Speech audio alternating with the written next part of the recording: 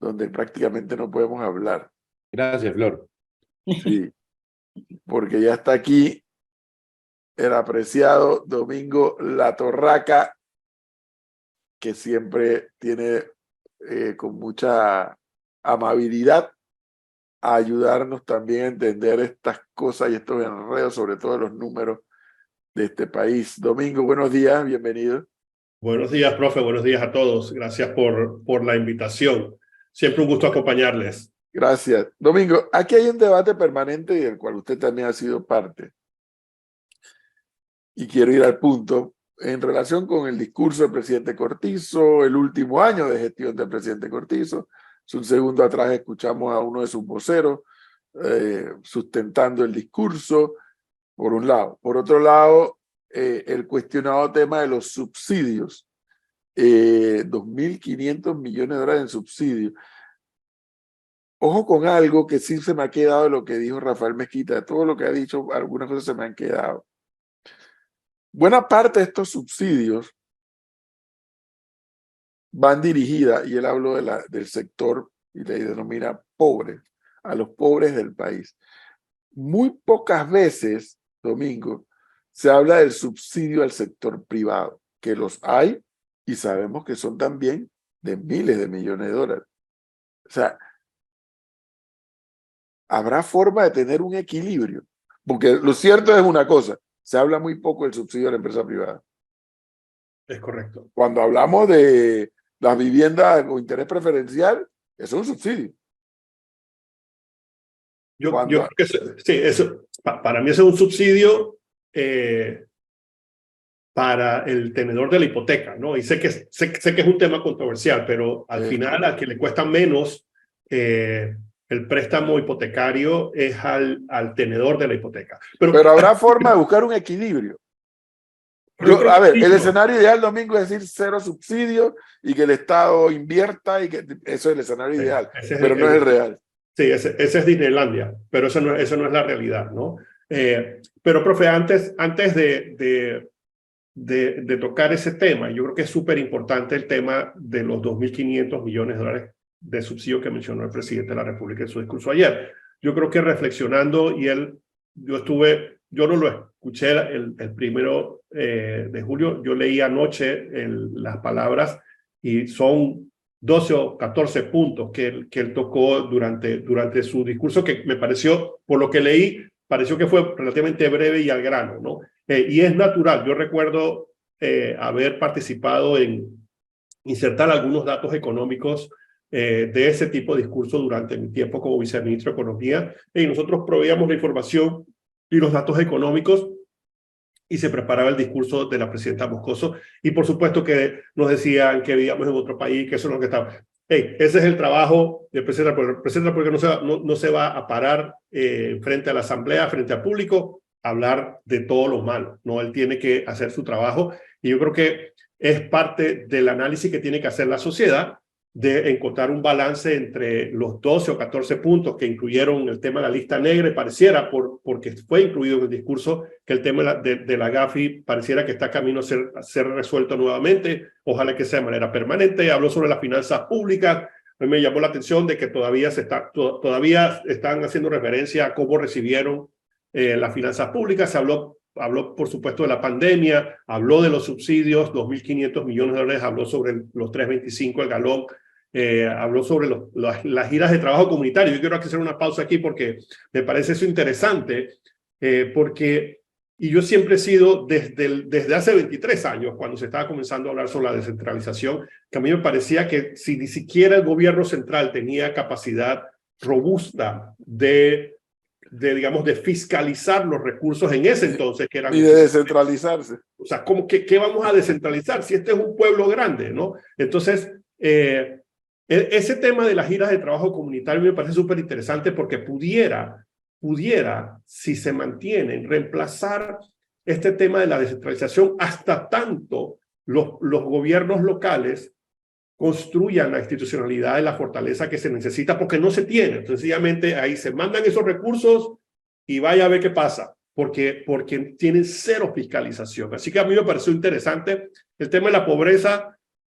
Por supuesto que se aumentó durante la pandemia estamos volviendo a rebajar y Panamá ha ido reduciendo, digamos, los niveles de pobreza de manera consistente. El tema de la educación, yo creo que la educación desafortunadamente no se ha avanzado absolutamente nada. Se habló sobre unos temas de plataformas digitales, pero digamos el fondo de la educación, y yo creo que el fondo de los problemas que, incluyendo el reporte sobre el New Business, tiene que ver con la educación. Si nosotros tuviéramos una educación de primer mundo, aquí nadie respaldaría las cochinadas que se han hecho en el pasado. Y creo que ese es un problema estructural que tiene Panamá. Servicios públicos decentes, de primer mundo, porque tenemos la plata para hacerlo. Y yo creo que ese es, digamos, un fallo de todo, porque este tema de la educación no es nuevo.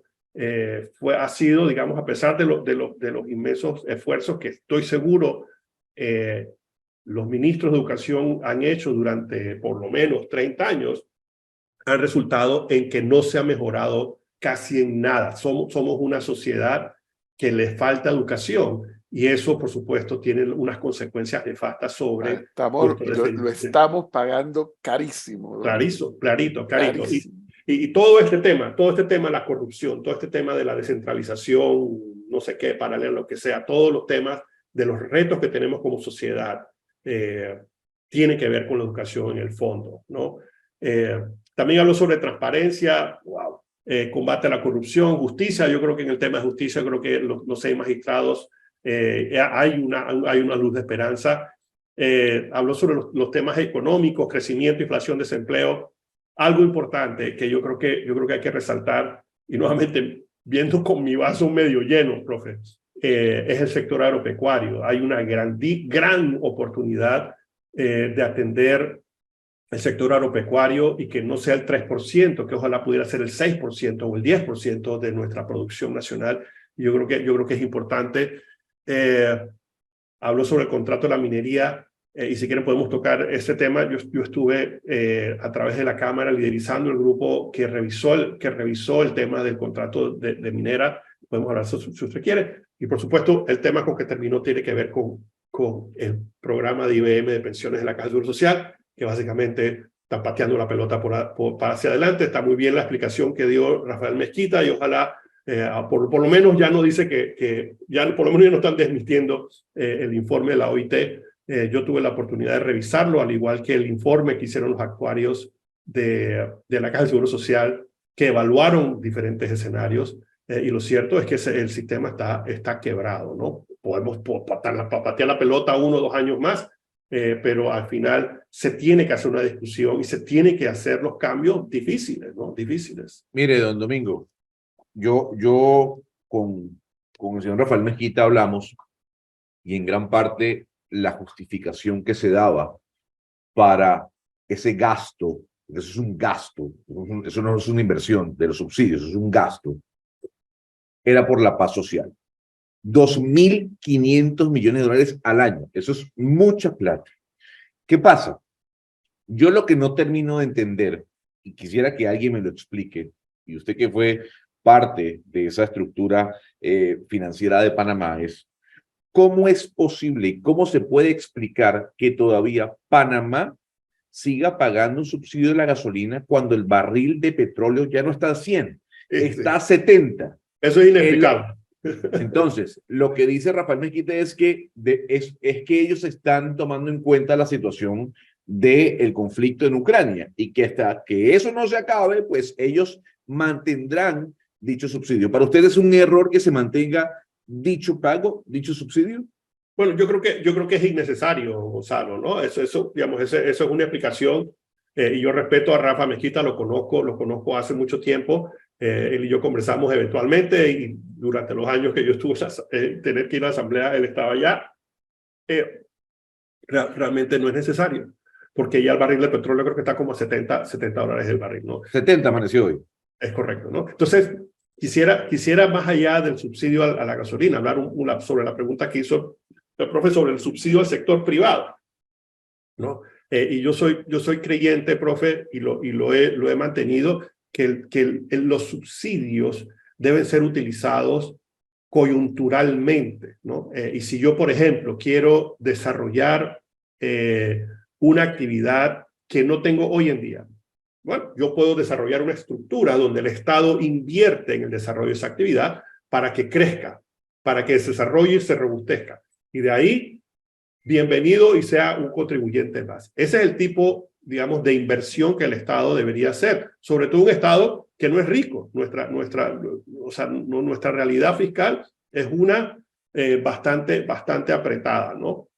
Así que cada dólar cuenta, ¿no? El tema aquí no solamente aplica para el subsidio de las personas, que también debe ser temporal, como una ayuda para poder ayudarte a salir del hueco, pero proveerte las herramientas y aquí es donde fracasamos nuevamente, porque si yo vuelvo al tema de educación, yo te subsidio para ayudarte a educarte, y después que te educas, tú te vales por ti mismo, pero no es el caso, y no le proveemos las herramientas a las personas. Domingo, fue un poco, y allí iba encaminada la pregunta que le hizo Cristi a Mezquita con el tema de la educación, o no me acuerdo si era de educación o de los subsidios en sí mismo, que es que aquí tenemos una dificultad en el país nuestro. No es que yo aplaudo los subsidios a lo loco, pero sí los entiendo, y entiendo la razón de ser.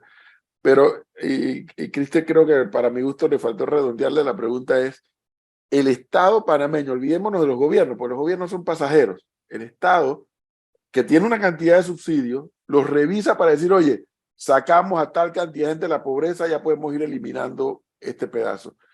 Movimos tanto de tal cosa para el tema de la educación, ya podemos ir eliminando. Como que esa evaluación o esa supervisión no se hace ni en la empresa privada, en la forma en que lo subsidian en la empresa privada, ni se hace en el... Llamémoslo, a mí no me gusta la historia de que el subsidio para los pobres, porque eso me genera una sensación de paternalismo. Pero no hay una evaluación. No hay una plata evaluación. en mano. De los subsidios plata en mano. Plata en mano, correcto. Pero no hay una evaluación, Domingo. O sea, ¿cómo ¿Tú sabes hacemos? dónde sí hay una evaluación, profe? Que es una excepción en el interés preferencial, porque tiene una vida definida.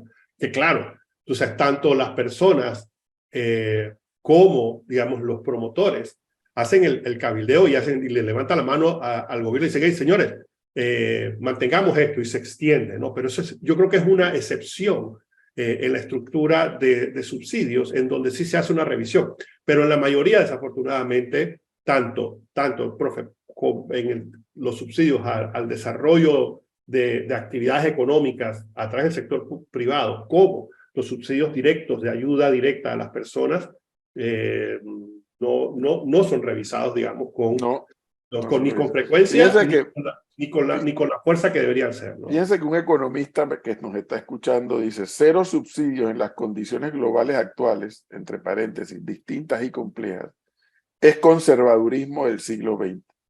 El mercado por sí solo no tiene la capacidad de compensar las asimetrías e injusticias sociales estructurales. Esto, ¿sabe por qué yo lo comparto? Domingo, porque yo aquí quien paga la electricidad es la señora Lorena, y un día que yo vengo en el ascensor y me dan la factura de la electricidad, me da por abrirla y yo me entero que yo estoy subsidiado. Y entonces yo hago la pregunta, ¿y por qué yo estoy subsidiado? Por amor a Dios, yo creo en los subsidios, pero para el que lo necesita. Ah, bueno, pero es que ahí estamos viendo que el consumo de ustedes de electricidad es muy bajo. Y como es bajo, están subsidiados. No hay revisión, no hay supervisión, que era donde apuntaba Cristi. Sí, es que yo creo que, o sea, en ningún país del mundo hoy uno puede ir, yo estoy muy de acuerdo con lo que dice el oyente, es que en ningún país del mundo existe un estado donde no haya cero subsidios, porque si tú no compensas ciertas cosas que el mercado no puede hacer, o sea, no funciona. En ningún país no hay cosas que estén subsidiadas. Y en Panamá lo que pasa es que a mí sí me hace falta ver mucho es, no solamente para si lo hay que quitarlo, pero si hay que mejorarlo, si hay que llevarlo a otra clase, a otro lugar, donde lo tienes que poner para que sea más efectiva, lo que de todas maneras es una inversión del Estado para algo. Pero yo quería regresar al punto de la educación, porque es una deuda pendiente no solamente de este gobierno, sino de los gobiernos anteriores. Pero yo no puedo dejar de resaltar el hecho que Panamá fue el país que más tiempo tuvo sus escuelas cerradas. En este país estaban los restaurantes abiertos y los muchachos no estaban en la escuela. a mí me preocupa, y yo no sé cómo lo ven, el tema de que no he visto tampoco ningún plan para decir, los muchachos estuvieron 2 años sin ir a la escuela, ¿cómo lo vamos a realmente recuperar? Porque la calidad de la educación no es la misma, pensando que hay niños que estuvieron 2 años estudiando de un teléfono celular. ¿Ustedes han visto algo por parte del gobierno? Y ni siquiera en las propuestas de los candidatos estoy viendo que esto se esté tomando con seriedad. Cristi, nada más le digo algo antes de escuchar a Domingo, por experiencia vivida, cada vez que se lo podía decir, se lo decía a mis alumnos. Un día, no 2 años, un día que el estudiante falta a la clase, y además, y en un sistema viejo y anacrónico como el que tenemos en Panamá, pesa enormemente. Ahora imagínense una semana, un mes, 1 año y 2 años. Pero la triste respuesta a esa pregunta, Cristi, es que el gobierno, este o el que venga, puede tener el mejor plan del mundo para la recuperación. Pero si el gremio sigue encasquillado como está, 0 carreras, 0 hits, 0 error. Y un tema con yo sé que es súper controversial, pero tal vez tienen alguna idea. Una idea de poder traer profesores de afuera que nos ayuden a capacitar a nuestros profesores y a suplir en otros lugares cuando los gremios no quieren ir a trabajar. O sea, yo sé que eso huelga, eso es sinónimo de huelga. Pero eso no sería una idea que sería interesante traerla al debate nacional. Por supuesto. Yo te Gobierno bien plantado, sí. Yo te voy a hacer varios comentarios con respecto a lo que tú acabas de decir, ¿no? El tema del tiempo y la educación, ¿no? Nosotros por supuesto que 2 años sin atender la escuela es terrible, y eso lo mediremos en el tiempo de esos niños que estuvieron encerrados, y veremos cómo se van desenvolviendo hacia el futuro, y eso no va a ser, seguramente no va a ser positivo, va a ser muy difícil que lo recuperen. Y te voy a poner un paralelo que nosotros estamos viendo hoy en la casa, hoy en la casa. Nuestra hija chica de 15 años fue seleccionada para estar en el equipo de la Selección Nacional de Fútbol Sub-17, ¿no? Genial, grandioso. Se fue una semana a un torneo en Guatemala y perdió una semana de clase.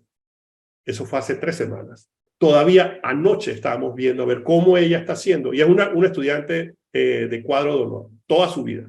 Estamos viendo a ver cómo ella recupera las clases que perdió, los exámenes que perdió, una semana, y estamos en media crisis porque no ha podido ponerse al día. Cristi, una semana, no un mes, no 6 meses, no 1 año, no 2 años. Entonces, y no es que es un cuento, no, lo estamos viendo en mi casa por una niña de 15 años, cuadro de honor, súper enfocada en su escuela. Y esas son las secuelas que después hay que recuperar. Ahora imagínate sin una estructura planificada. Ahora, yo no creo que eso se ha hecho en ninguna parte del mundo. Yo no he escuchado de nadie que ha dicho, espérate, que es que vamos a hacer una recuperación. No lo he visto. Lo que dudo mucho es que hayamos tenido en algunos otros sitios tanto tiempo las escuelas cerradas para no crear conflicto con los gremios, ¿no? Porque en el fondo, muchas de las razones por las cuales las escuelas se mantuvieron cerradas. No sé si se acuerdan, cuando llegaron las vacunas que no eran las Pfizer, los maestros estaban, algunos, los líderes, los pseudo líderes estaban exigiendo que se les pusieran las Pfizer, y si no, se mantenían las escuelas cerradas. No sé si ustedes recuerdan ese momento que era como que, sí, wow, señor. ponte la que hay, ¿no? Claramente. Mire, don Domingo, yo sé que el tiempo premia, pero es que me escriben 2 empresarios que coinciden con una teoría que yo también creo. Economía 1. A menor desempleo, mayor inflación. Eso es economía básica. Y aquí el señor Rafael Mejite decía algo. Hemos aumentado el desempleo, el empleo se ha aumentado, se ha reducido la pobreza y la inflación se mantiene igual. Yo soy partidario y creo que ese número, esa tasa inflacionaria que nos muestran del 2.5, oiga, a mí me hace dudar, sobre todo cuando el gobierno me dice es que hemos reducido el desempleo, o sea, hay más gente trabajando. ¿A usted le convence esa tasa inflacionaria de Panamá? Sí, no la voy a cuestionar, Gonzalo. O sea, yo lo he estado viendo y te soy bien franco, Yo no entiendo muy bien la inflación. Yo no creo que aquí hay expertos en inflación porque nosotros no sufrimos de los problemas inflacionarios que tienen otros países, por lo menos en Latinoamérica. Pero esa es la inflación, es la que es. Y por supuesto que, y seguramente no tiene nada que ver con lo que el gobierno hizo o dejó de hacer. Y no ha tenido nada que ver con lo que o el anterior o el que yo participé. Y por supuesto nosotros tenemos 1,5% de inflación. Gracias a mí, bueno, gracias a la estructura económica del país, que seguramente fue implementada no premeditadamente, sino por desarrollo espontáneo y gracias al esfuerzo de mucha gente, pero seguramente tiene más que ver con nuestro sistema financiero y su integración al sistema financiero internacional y cómo se financian las actividades. Seguramente tiene que ver con la diversificación de nuestra economía, que seguramente no tiene nada que ver con lo que se ha tratado o dejado tratado de ser. En fin, yo creo que esas son las cifras de inflación. Yo no soy, yo las busco en la Contraloría, las reviso y esa es la inflación que es. Y eso también está respaldado por las instituciones financieras internacionales que también publican y seguramente no la respaldarían si no fuesen ciertas, ¿no? Pero si revisas las cifras que publica el Fondo Monetario Internacional, el Banco Interamericano, el Banco Mundial sobre la inflación en Panamá, seguramente vas a encontrar, si no pequeñas diferencias, Gonzalo. Profe, sé que no hay tiempo, solamente le quiero mencionar a Domingo un tema por si quiere responder en otra oportunidad, pero hace semanas atrás el presidente Cortizo vetó el proyecto de ley referente al interés preferencial. Hace unos días hubo reuniones y se habló de poder volver a instalarlo para un futuro, y yo la pregunta iba dirigida directamente a conocer y saber si esas personas que dicen que el interés preferencial para la venta de apartamentos nuevos lo que hace es encarecer los costos del mismo y no beneficiar a las personas son ciertas o no. Es sobre ese detalle directamente. No entiendo muy bien la pregunta, pero el resultado final es que si mi tasa de interés de mi hipoteca de mi casa de $60,000 me hubiera costado 8 o 9% o 7%, me cuesta 3 o me cuesta 2. Esto es un ahorro sustancial para quien tiene la hipoteca, quien compra el apartamento, quien compra la casa. Recibe una tasa subsidiada, una tasa en donde el Estado dice, hey, yo quiero promover esta actividad. A mí me parece que ese es un subsidio que funciona, es revisado periódicamente y funciona en beneficio, porque te aseguro que nosotros tenemos las tasas de tenencia de vivienda, de propiedad de vivienda, seguramente las más altas en Latinoamérica, ¿no? Aquí seguramente hay más gente que tiene propiedades gracias a ese subsidio que sí funciona. Y además mueve la economía con la construcción. Por supuesto. Pero nuevamente, de eso se habla muy poco porque se va a la empresa privada. Siempre se habla y se cuestiona el del tanquecito de gas, el del transporte público. Oye, por cierto que anoche hice el papel de Gonzalo, me conguiaron. Bueno, no me conguiaron, pero hice el papel de Congo. Pues. En lugar de venir a mi casa del aeropuerto de Tocumen a mi casa con 85 centavos en el metro, tomé el taxi, esos 30 palos. No hay derecho. Oiga, Leonardo, ¿y por qué no le lanzamos un reto a nuestro amigo Domingo que nos ayude a hacer un inventario de todos los subsidios que hay o a los que podemos alcanzar a investigar? ¿No le parece? Sí, lo único que necesitamos es una lista larga, ¿no? No, tampoco no haya papel higiénico, ¿no? Tampoco no haya papel higiénico. No. Hey, con gusto, porque hay información sobre eso. Yo con gusto... Sería interesante, Domingo. En un par de semanas lo podemos ver, ¿no? Lo podemos ver. Bueno, el señor Leonardo queda asignado con el tema. Domingo, muchas gracias. Muy amable. A la orden. No puedo dejar de saludar a mi grupo de ciclistas panzas, que algunos de ellos están escuchando desde temprano. A mí me llama la atención el nombre de ese grupo, Panza. ¿Hoy le cortamos el ciclismo, Domingo? ¿Ah? ¿Hoy pudo hacer ciclismo hoy? No, estoy desde hace 3 semanas y media con gripe, así que estoy parqueado, insoportable. No me aguanto ni yo mismo. O sea que la panza le está creciendo en estas 3 semanas. No, porque no me dejan comer tanto. Gracias, Domingo.